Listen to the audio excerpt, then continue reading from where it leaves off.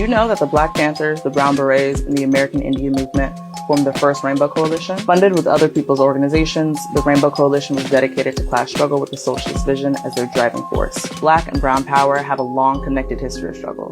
The colonization of the Americas and the transatlantic slave trade forged new cultural connections as African, indigenous, and European cultures merged all across the Americas.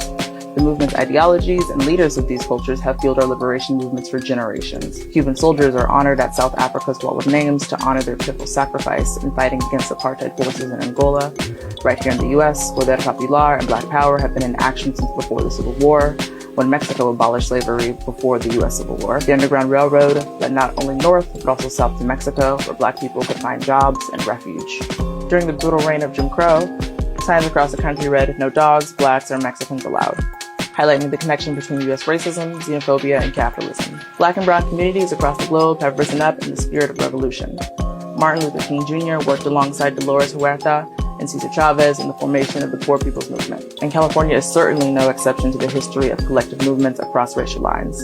In the late 1960s, the Black Panthers joined the United Farm Workers in picketing grocery stores across California. In 1973, the UFW supported Black Panther Bobby Seale's campaign for mayor of Oakland. That tradition carries on to this day.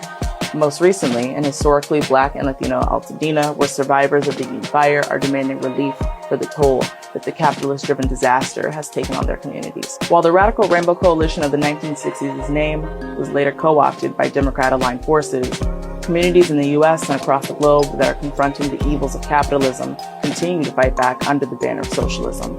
Only the unity of people from all backgrounds can stop the war on Black America, on immigrants, and the whole working class. All power to the people.